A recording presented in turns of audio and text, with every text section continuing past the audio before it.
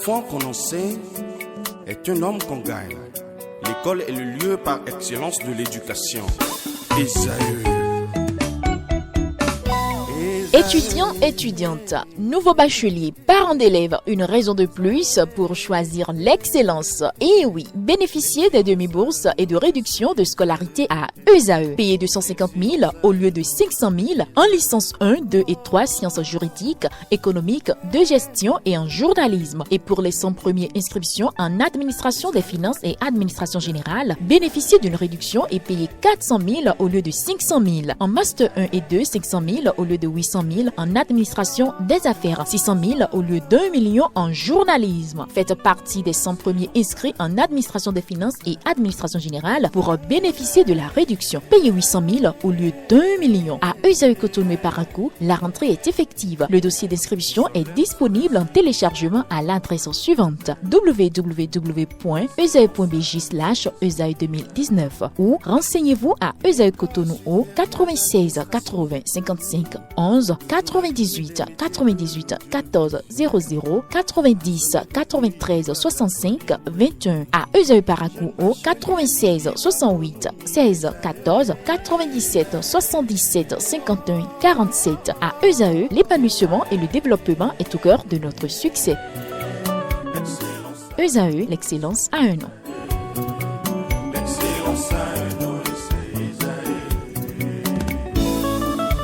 La rumba, c'est la musique des sages.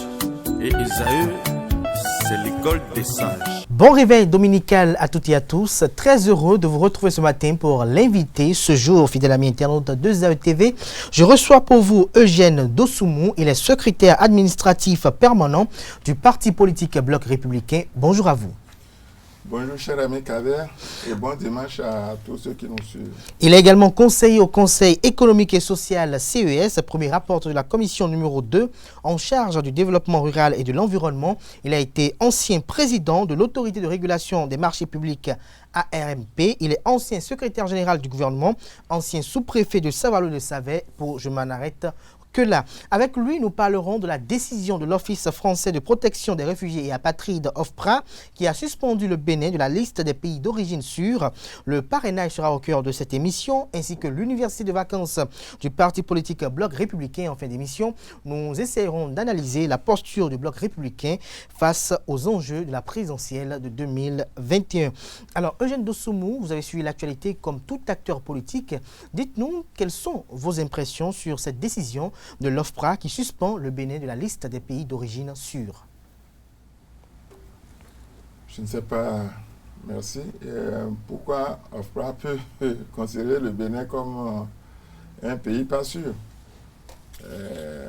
Moi, ce que je pense très sincèrement, c'est que la France et toutes les institutions de la France doivent arrêter de considérer les pays anciennement colonisés comme des gens à qui il faut tout le temps donner des leçons. Le Bénin n'a pas de leçons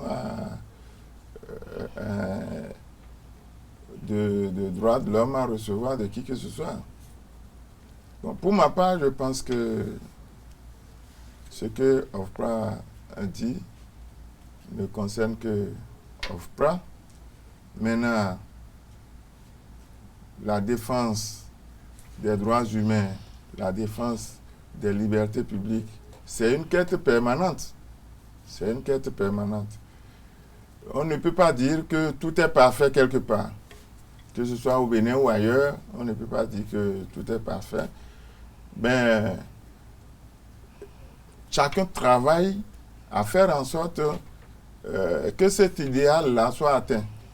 Cela dit, je voudrais aussi faire remarquer que la coïncidence est quand même,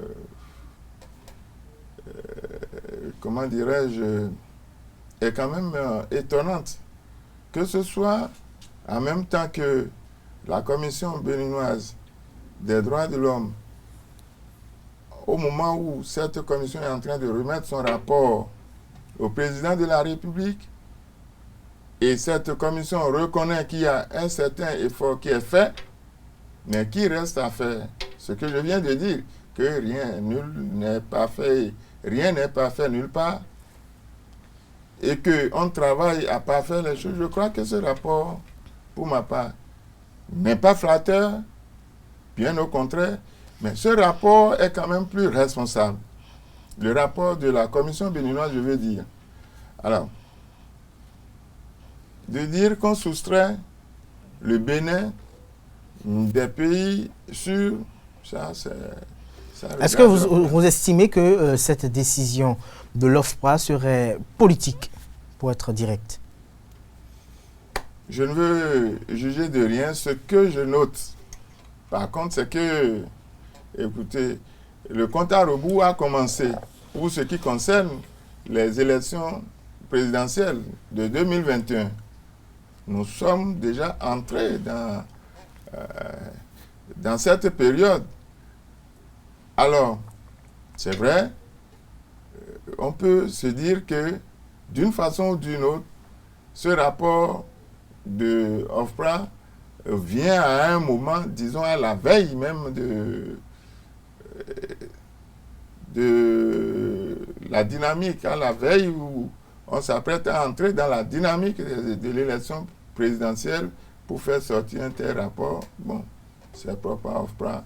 On lui concède ça. Il parle d'une suspension de 12 mois. Mais dites-nous, Eugène Dosson, vous avez été secrétaire général du gouvernement, vous êtes membre actuel du COSLEPI, conseiller au sein de cette institution de la République. Est-ce que vous pensez que les droits de l'homme sont, je dirais, pas très garantis sous le régime actuel?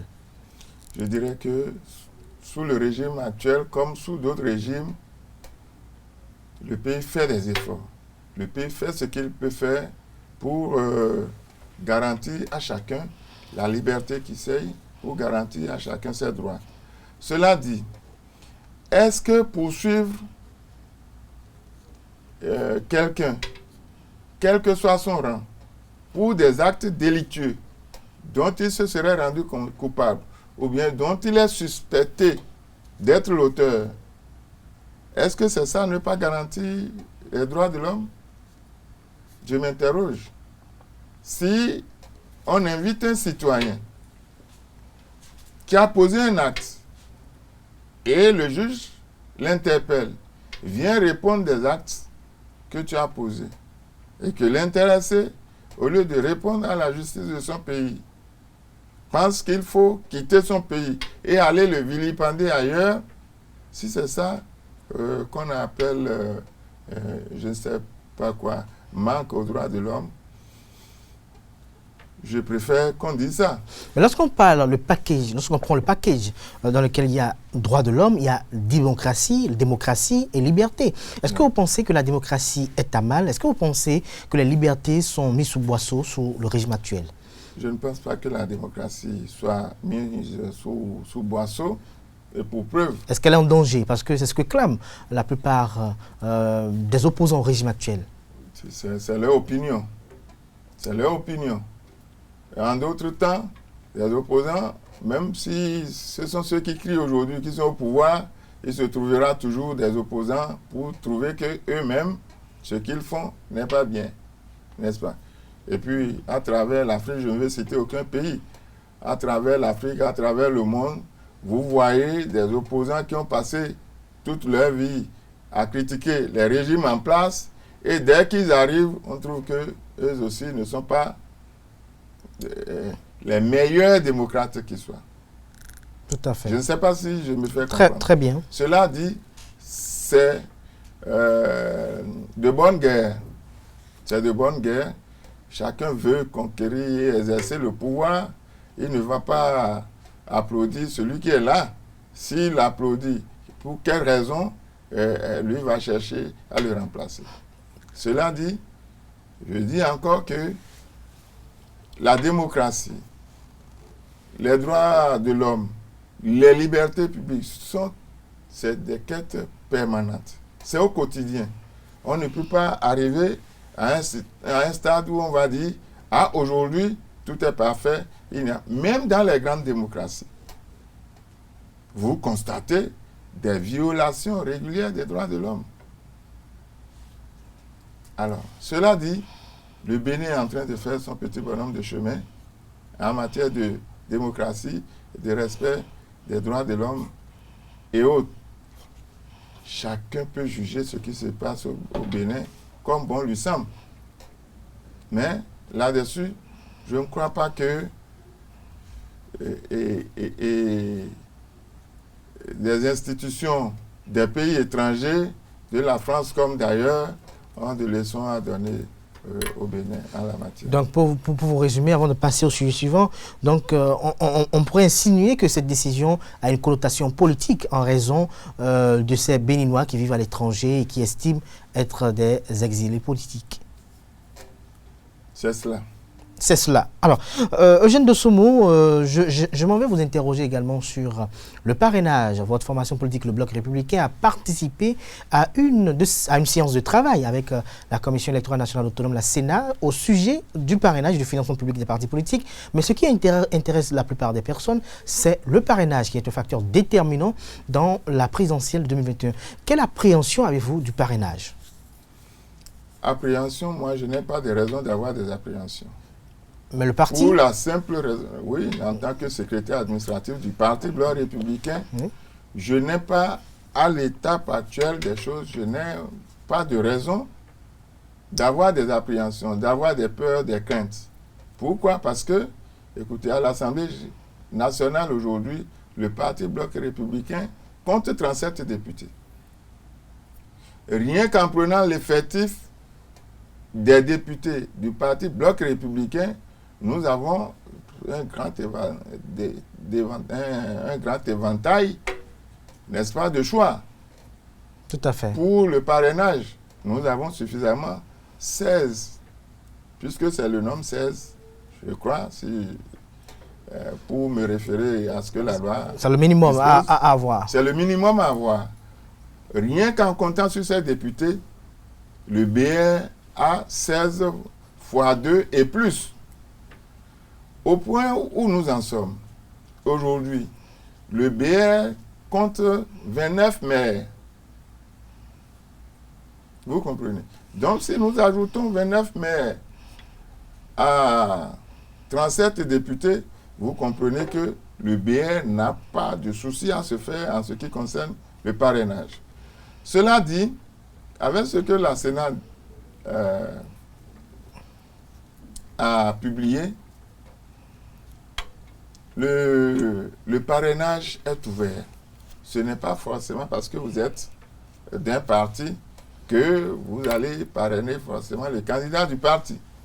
Vous avez la liberté en votre âme et conscience, en tant que député, en tant que maire, de parrainer qui bon vous semble. Mais est-ce que cette liberté, cette liberté qui met le jeu ouvert ne peut pas entraver un peu, je dirais, la réforme, le principe, l'essence de la réforme du système partisan?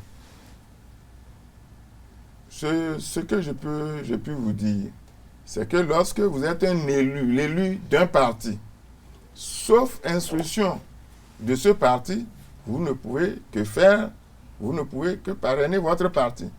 Sauf si vous recevez du parti je ne dirais pas des instructions, mais des directives dans le sens de faire autre chose. On peut avoir aussi des candidats qu'on préfère par rapport aux candidats de son parti. Mais ce que je dois dire ici, c'est que la discipline du parti doit être au-delà de la volonté de l'individu.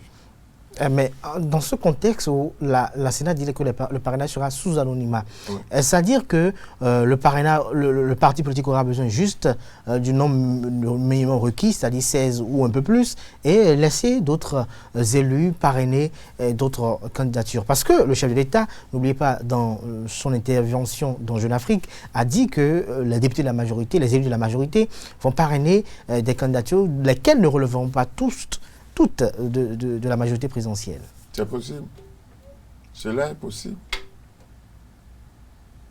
Cela est possible, non pas parce que c'est forcément sous anonymat, mais chacun des élus va choisir son parrain de façon responsable.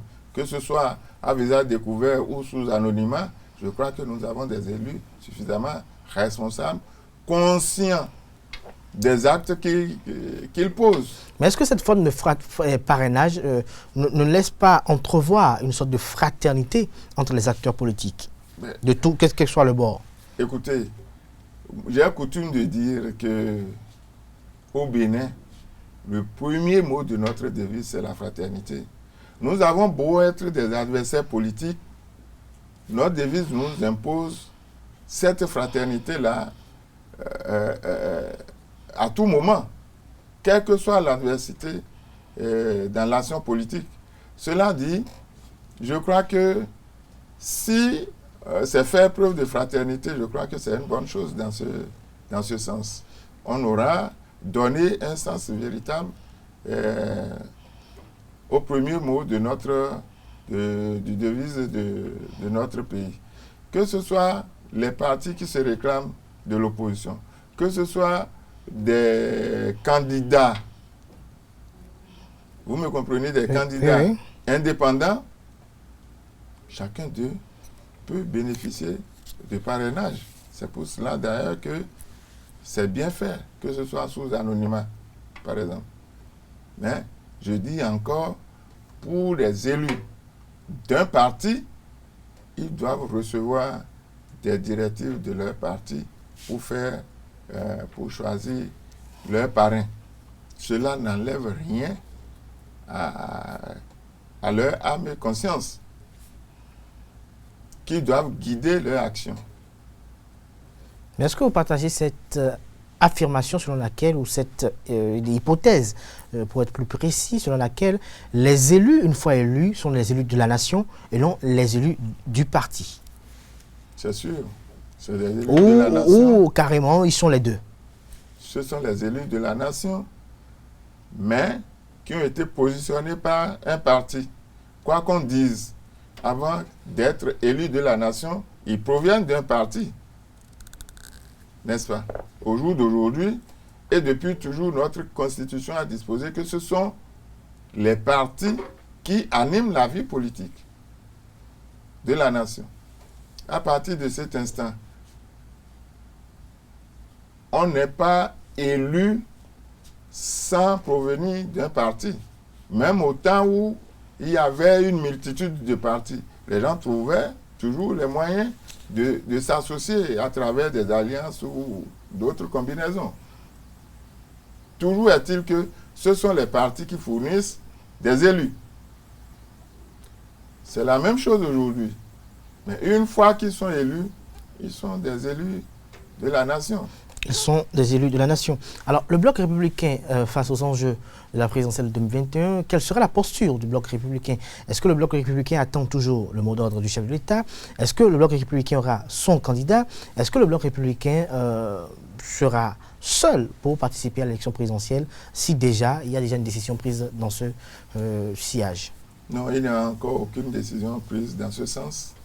Mais le bloc républicain aura, en tant que parti, ayant pour vocation de conquérir et d'exercer le pouvoir, certainement, le bloc républicain aura son candidat.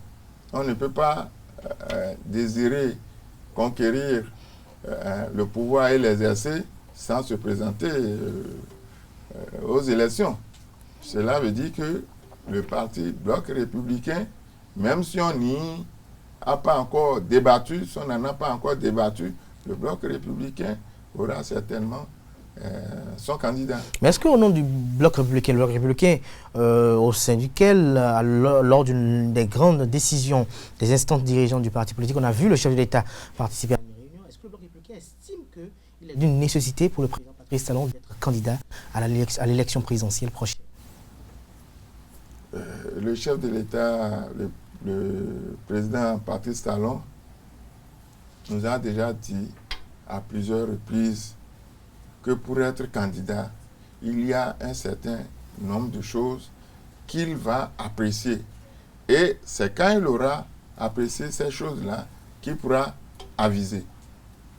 Donc, mais lorsque je prends Eugène Dossoumo, pas le secrétaire administratif permanent du BR, lorsque je prends Eugène Dossoumo en tant qu'acteur politique, en tant que leader libre, lorsque le chef d'État dit que pour être candidat, il va apprécier un peu les impacts de ces réformes, il va apprécier un peu, je dirais, l'ambiance qui règne au sein de la classe politique et que sa santé personnelle, est-ce que vous pensez que tout est réuni aujourd'hui? D'abord, du point de vue de la Constitution, je crois que pour le chef de l'État, le président Patrice Talon, du point de vue de la Constitution, rien ne l'empêche d'y aller. Ça, c'est une première chose. Maintenant, ces éléments qu'il a cités et que vous venez de rappeler, c'est à lui de les apprécier. Ce n'est pas à moi d'apprécier ça. C'est à lui de les apprécier.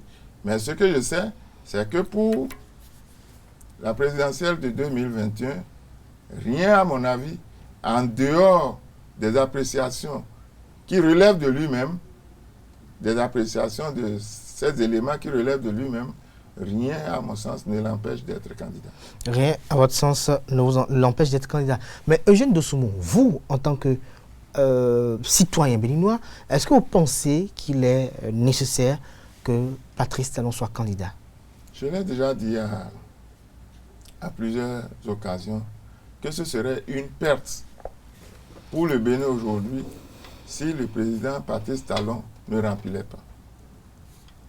Et pour cause, j'ai dit à plusieurs reprises et que le président Patrice Talon a engagé un certain nombre de réformes. S'il ne fait pas encore un mandat pour consolider ces réformes, dont la plupart restent encore fragiles, et nécessitent que le porteur de ces réformes reste pour, consolider ces réformes, il y a des risques. Et si, d'aventure pas extraordinaire, le président Patrice Talon ne se présentait pas, il pourrait le regretter lui-même. Parce qu'il serait dans son coin et voir tout ce qu'il a mis en place en train de dégringoler. Ce serait regrettable et lui-même, je crois, il ne pourrait pas le supporter. Je pense, à mon âme et conscience, que il y va de l'intérêt de la nation, il y va de l'intérêt de la réussite des réformes engagées, que le président Talon fasse encore 5 ans, histoire de consolider véritablement ces réformes-là, dont, je le répète, la plupart restent encore fragiles. Vous avez été secrétaire général du gouvernement au Bénin, vous avez connu un peu l'administration publique, c'est une lapalissade pour vous, c'est une coutume pour vous, c'est une, je dirais, un secteur qui ne vous est pas étranger. Est-ce que vous pensez que les réformes qui ont été opérées par le régime Talon sont véritablement porteuses d'avenir et d'espérance dans ce secteur? D'abord, je vais parler sur les deux plans. Vous avez commencé par dire que j'ai travaillé, j'ai servi l'administration béninoise, ça c'est une première chose. Mais aujourd'hui, je suis un acteur politique. Sur le plan des réformes administratives, je note qu'il y a beaucoup de choses dont on se plaignait par le passé et qui aujourd'hui ont fait l'objet de réformes. Des réformes qui, à mon sens, si elles peuvent durer et consolider, sont quand même des réformes porteuses d'un bon avenir. Regardez les réformes qui ont été faites au niveau des mouvements des travailleurs, au niveau des grèves dans le secteur de la santé. Qui, dans les Béninois, n'a pas apprécié cette réforme? Au niveau de l'enseignement, aujourd'hui, comme il n'y a pas de grève, on ne sent pas que quelque chose a été fait et continue d'être fait pour que les enseignants ne soient pas tous les jours dans la rue. Or, c'était possible par le passé. Qui aujourd'hui n'est pas content que des années scolaires se déroulent les unes après les autres, sans grande difficulté. Sans perturbation. Sans grande perturbation.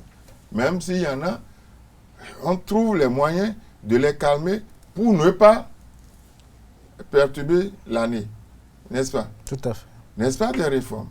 Donc, je ne saurais tout citer. Lorsque vous entrez dans le circuit financier,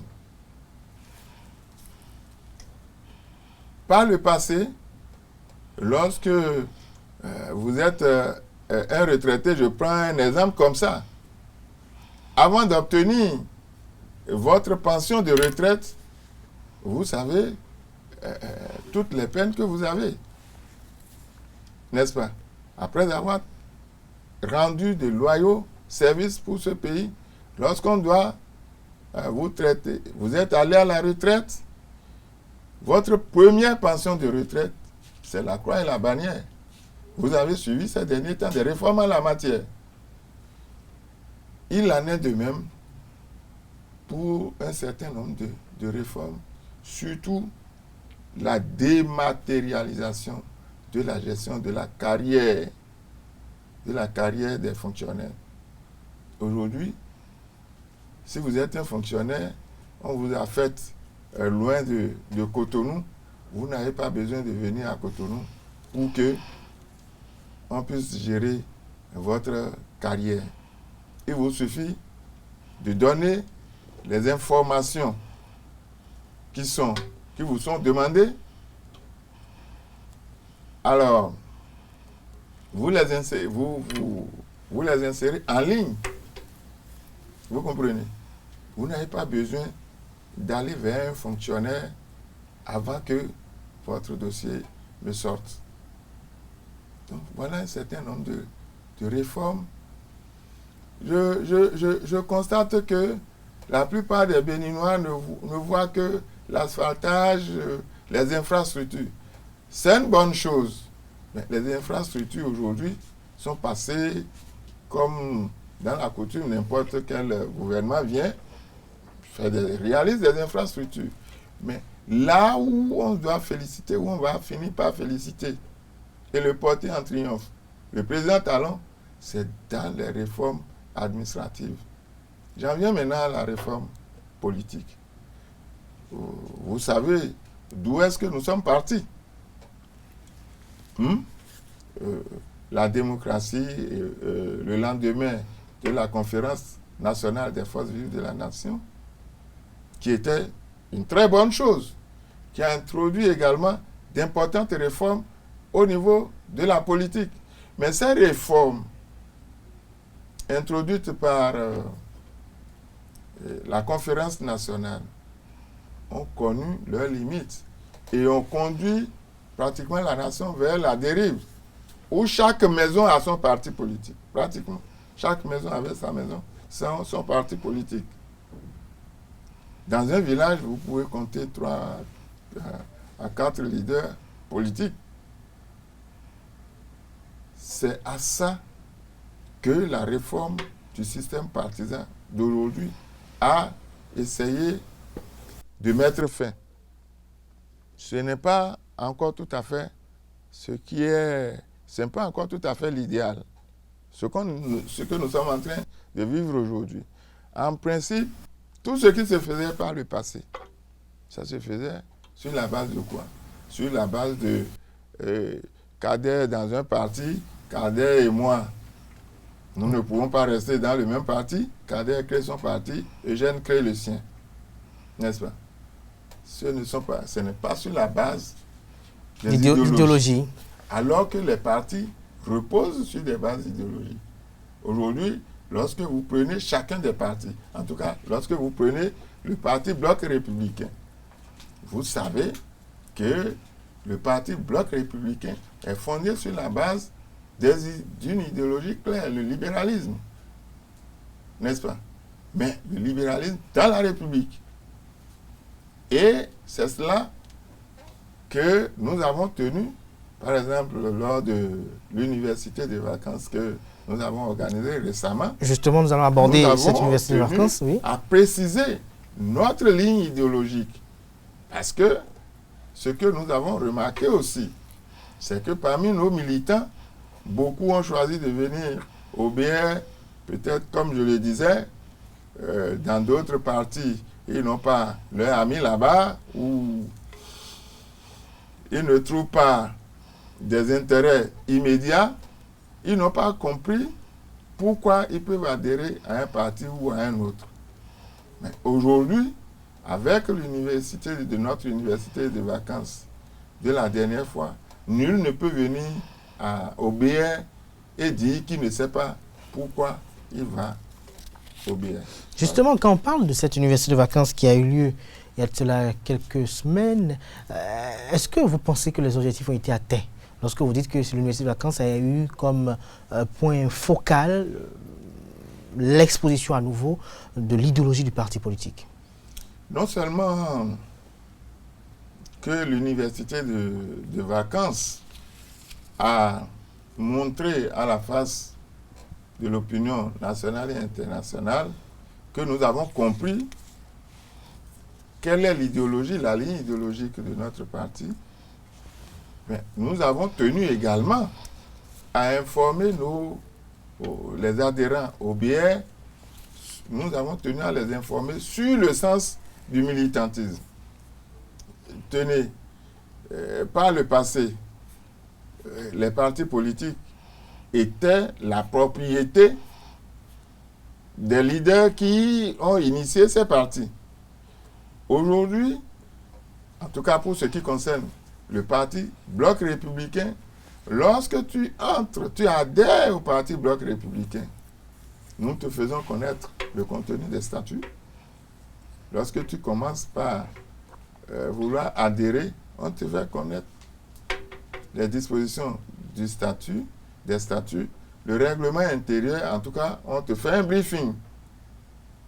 Si éventuellement tu n'étais pas informé de ce que c'est que le Bloc républicain, nous prenons le temps de t'en informer et le temps de te dire d'aller réfléchir encore avant de t'assurer que tu sais là où tu veux mettre les pieds. Ça, c'est une première chose. Par le passé, comme je disais, le parti est la propriété du leader. Donc, toutes les activités du parti sont financées par le leader. Aujourd'hui, tu ne peux pas venir au BR, même ta carte d'adhésion, tu dois pouvoir l'acquérir. Et ça, c'est comme ça que tu montres que tu es un militant. Tu n'es pas juste quelqu'un qui vient pour tirer rien que les avantages d'appartenance au parti politique. Tu dois te montrer bon militant. Donc, faire tes devoirs de militant, t'acquitter de tes devoirs de militant avant d'exiger, c'est ça qui te permet même d'exiger des avantages du parti. Voilà un certain nombre de choses que nous avons tenu à préciser. D'abord à ceux qui se disent les cadres du parti, les membres du bureau politique, les membres du bureau exécutif national, donc les membres des instances au sommet du parti aussi sont informés. Et puis les élus. Ce n'est pas parce que tu es élu que tu es au-dessus du parti. Ça, nous avons tenu à le faire savoir à nos élus. Ce n'est pas parce que tu es nommé à un poste élevé, à un responsable élevé de la nation, que tu peux te soustraire des obligations du parti politique.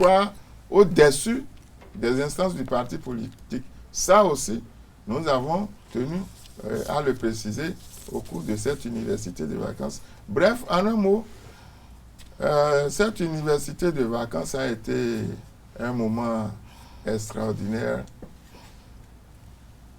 pour chacun de nous d'apprendre ce que c'est que l'idéologie de notre parti, ce que c'est qu'être militant dans un parti, quels sont les droits, les obligations et les droits qu'un militant doit avoir par rapport au parti. Alors, voilà, le parti politique Bloc républicain avec son idéologie, est-ce qu'il se retrouve dans la gouvernance actuelle du Bénin? Tout à fait. parfaitement. On se retrouve. Vous vous retrouvez actuellement dans la gouvernance actuelle. Est-ce qu'il y a des activités en vue prochainement? Puisque nous sommes à la veille de l'élection présidentielle, il doit y avoir quand même de temps à autre des activités en vue de galvaniser, de redynamiser les structures décentralisées. Est-ce que, en dehors de l'université de vacances, est-ce qu'il y a des activités en vue pour la présidentielle 2021? Puisque vous avez dit tout à l'heure, vous avez affirmé que le BR aura son candidat. Vous savez, le Bloc républicain s'est doté d'un plan d'action qu'il est en train de mettre en œuvre. Vous avez dû constater ces derniers temps que le BR mène beaucoup d'activités.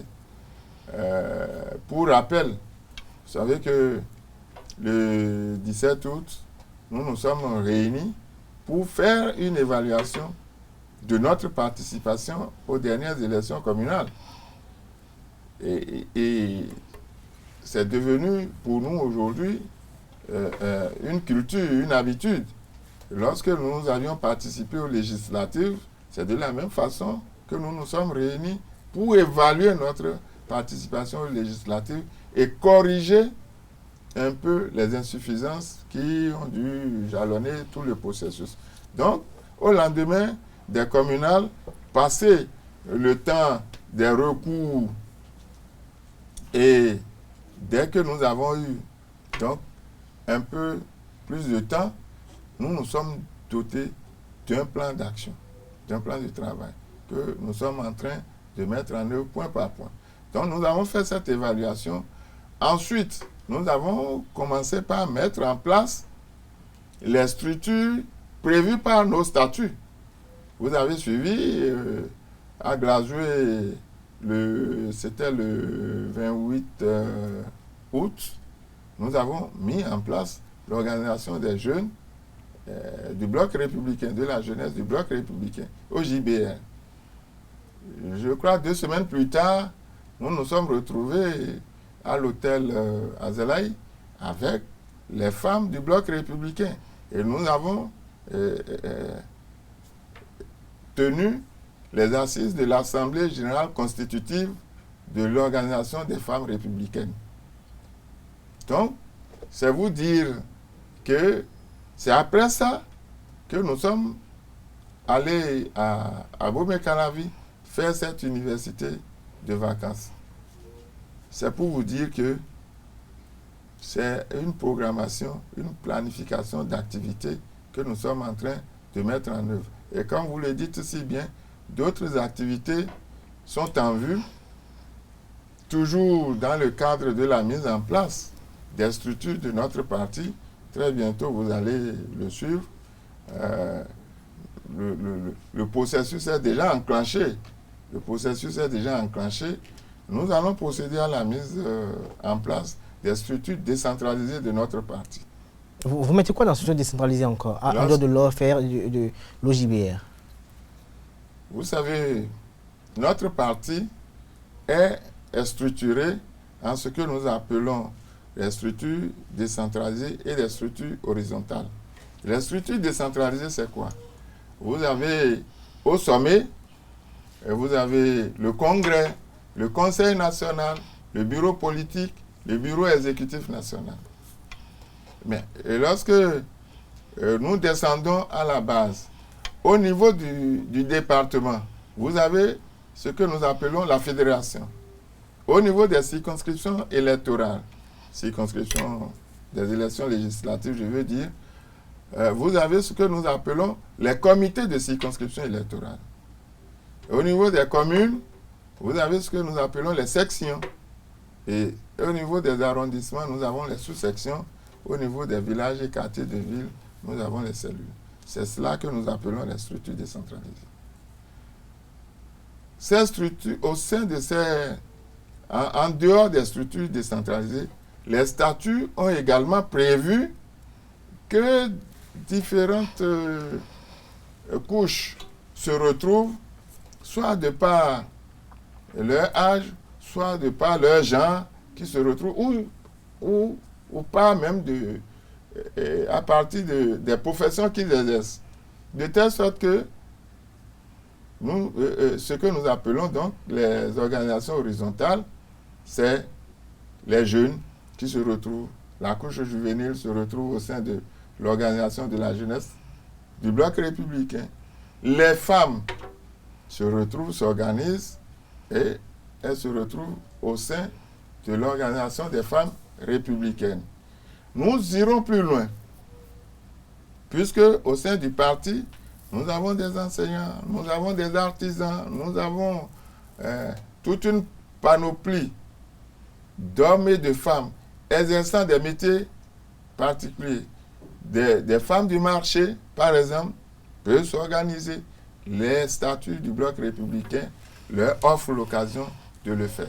Ce sont ces types d'organisations que nous appelons donc des organisations horizontales qui sont bien différentes des structures décentralisées de notre parti. Donc très bientôt, nous allons mettre nos structures décentralisées en place, à commencer par les cellules dans les quartiers, dans les quartiers de ville et les villages.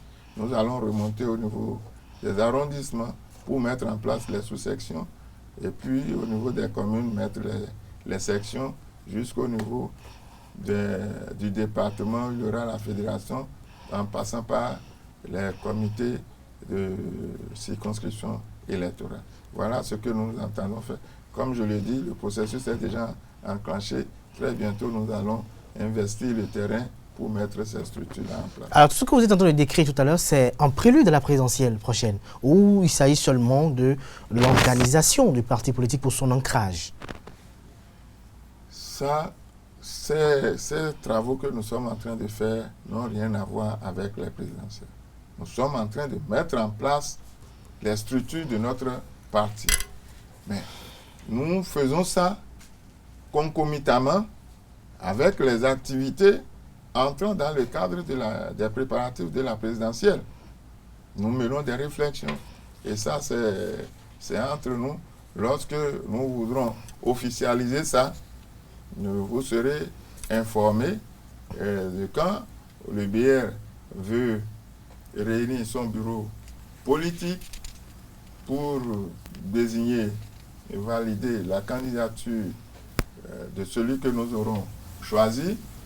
Le Conseil national pourra se réunir pour se prononcer et valider, et certainement, en attendant de tenir le congrès, ou bien si nous avons le temps de tenir le congrès, nous allons le tenir pour faire, pour investir le candidat que nous aurons choisi. Alors, parlant de candidat, on parle de présidentielle. Nous sommes presque à la fin de cette émission. Quelles sont vos espérances pour la présidentielle prochaine? C'est-à-dire? Qu'est-ce que vous espérez? Dans quel climat souhaiteriez-vous que la présidentielle se déroule? Nous souhaitons que la présidentielle se déroule dans un climat de paix, dans un climat festif, dans un climat de fraternité, comme vous le rappeliez tout à l'heure, parce que au-delà de tout, au-delà des compétitions électorales, je dis et je le répète, le parti Bloc républicain croit en la fraternité de tous les Béninois. Donc, nous, notre espérance, c'est de faire en sorte que les élections présidentielles prochaines se déroulent dans un contexte de convivialité, dans un contexte de fête et de fraternité. Merci à vous, Eugène Dosoumou, fidèle ami internaute de ZTV. On retiendra de cet entretien qu'à l'entame au sujet de l'actualité liée à l'OFPRA qui a suspendu le Bénin de la liste des pays d'origine sûre. Notre invité a dit qu'il est surpris, tout comme le ministre porte-parole du gouvernement, de cette décision sur la question des droits de l'homme. Et pour lui, c'est une quête permanente et partout au monde, il n'y a pas encore d'atteinte des objectifs à ce sujet. Pour lui, le régime fait de son mieux pour garantir les droits de l'homme au Bénin. Il a fait observer que dans les grandes démocraties, il y a également des violations des droits de l'homme qui sont observées. Il n'y a pas d'inquiétude pour le parrainage, car pour lui, pour son parti politique, il dispose de 37 députés à l'Assemblée nationale et 29 maires à la tête des exécutifs communaux. Ce parrainage mettra en exergue la fraternité entre les acteurs politiques, quelle qu'en soit l'obédience. On peut en déduire des propos tenus par notre invité Eugène Dosoumou ce dimanche. Pour lui, lui, les élus auront des directives qu'ils auront à suivre de la part de leur formation politique, lesquelles directives nous allons suivre de très près sur USAID TV et nous allons vous en rendre compte les jours à venir. Aucune décision n'est encore prise par le BR pour ce qui est de la présidentielle 2021, mais notre invité nous a rassuré que le parti politique Bloc républicain aura son candidat. Pour lui, sur le plan constitutionnel, le président Patrice Talon n'est empêché de rien pour être candidat à sa propre succession et ce serait une perte pour le Bénin si Patrice Talon ne rempile pas. Il a fait savoir que le président Patrice Talon lui-même regrettera s'il n'est pas candidat lui-même parce que son successeur, s'il n'émanait pas de son camp, va remettre en cause beaucoup d'acquis titanesques qui ont été accomplis sous son régime. Pour lui, Patrice Talon doit revenir pour la consolidation des acquis et leur pérennité. En ce qui concerne la gestion du régime du président Patrice Talon, il a fait observer que des réformes sur le plan administratif, sur le plan financier, sur le plan politique, syndical et social ont été opérées pour le bonheur des populations avec la dématérialisation qui est véritable, je dirais, un atout pour la célérité dans la conduite des affaires administratives au Bénin. Il a également évoqué et reprécisé les raisons motives de l'université de vacances du Parti politique Bloc républicain qui a reprécisé à ses militantes et militants la ligne idéologique du parti politique qui est le libéralisme dans la République. Au cours de cette assise hautement politique, ils ont été informés et formés sur le sens du militantisme. Le BR se retrouve à travers son idéologie dans la gouvernance actuelle, a laissé entendre le secrétaire administratif permanent de cette formation politique. Il a également fait cas des structures du BR, les structures décentralisées, les structures horizontales. Et pour lui, il a annoncé dans les jours à venir l'organisation des femmes du marché Bloc républicain, les artisans du Bloc républicain, les enseignants du Bloc républicain et autres associations professionnelles. Il a également évoqué l'installation des comités de circonscription électorale, des sections et sous-sections. Et au sujet de la présidentielle 2021, il souhaite que cette présidentielle se déroule dans un climat de paix, de gaieté, de convivialité et dans une fraternité comme il est de coutume pour les élections présidentielles au Bénin. J'espère que j'ai été plus ou moins fidèle à vos propos. Tout à fait. Alors vous allez regarder droit dans la caméra et dire un mot à l'endroit de ces militantes et militants BR qui vous suivent en ce moment. Merci beaucoup de me donner cette occasion. Mon appel à l'endroit des militantes et militants du BR, c'est de rester toujours mobilisés pour les mots d'ordre du parti. Nous avons désormais cette culture-là. Chaque fois à l'appel de notre parti, le Bloc républicain, nous sommes habitués à répondre présent et à répondre avec enthousiasme. Merci.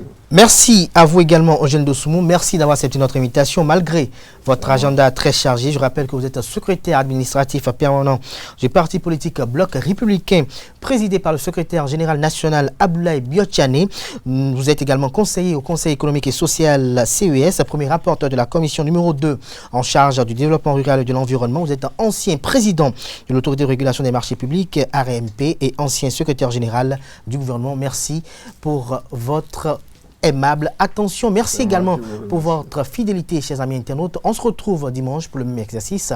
Portez-vous bien et à lundi pour Free Matin.